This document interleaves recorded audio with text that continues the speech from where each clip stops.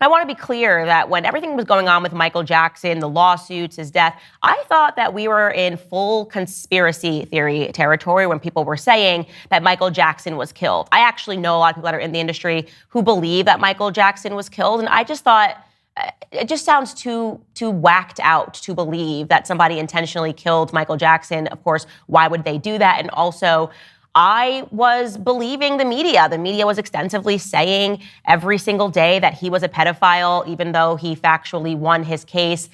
I allowed my image of Michael Jackson certainly to be corroded by the media throughout that time period. I will fully confess that.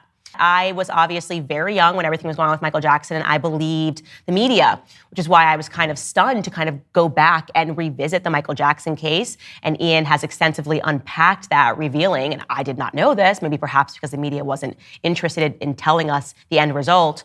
But yes, the FBI raided Michael Jackson's home. They poured through hours upon hours of the video footage that he had, other materials, documents that were in his house, trying to find this connection to Michael Jackson and potential child abuse. And what ended up being the result was that they could not find a single shred of proof that Michael Jackson had abused any children.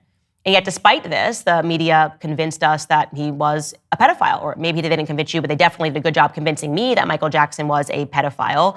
And to be clear, maybe it's perhaps the lack of evidence that was ever uncovered. Michael Jackson was found not guilty of all of the charges that were brought against him. But that didn't stop the media's obsessive attacks against him. They still wanted people to believe that this man was a bad individual. And so they shifted their claims and they started revealing in so many articles, so many front page news pieces were written to tell the masses that Michael Jackson was a raging anti-Semite. It is a fact, by the way, that Michael Jackson did keep a list of people in the industry that he said were his enemies, okay? On that list were people that all happened to be Jewish. So it was lawyer Gloria Allred, music exec Tommy Mottola, Rabbi Shmuley Boteach, you may have heard of him, and I'm going to mention him later, Israeli illusionist Uri Geller, and also Michael Jackson's former manager, Dieter Wiesner. Now, to be clear, it was Dieter himself that revealed that Michael Jackson had this list. But he says that Michael Jackson was just paranoid, that Michael Jackson thought that these industry people were all colluding to try to ruin his life and to take over his life. And again, that was just Michael Jackson being crazy and being a raging anti-Semite. Well, Ian Carroll also investigates those claims as well. Take a listen. And yes, Jackson did say that the Jews are, probably referring to the Jews in the music industry, are like leeches and that they took everything from him and that they did it on purpose.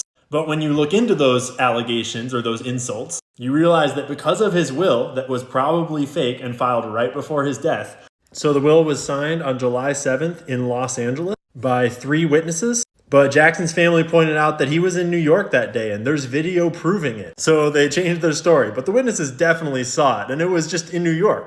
So anyways, because of this will, John Branca was put in charge of his estate, which included his net worth of $230 million, but far more importantly, his 50% share of Sony ATV worth $750 million. Yes, he was taking on Sony. He was going after the hand that feeds him. And when you look into John Branca, in 2003, Jackson fired Branca because he was siphoning money out of Jackson's accounts in collusion with Sony Music CEO Tommy Mottola and funneling it through a bunch of offshore accounts in the Caribbean. John Branca is Jewish, and Tommy Mottola is also Jewish.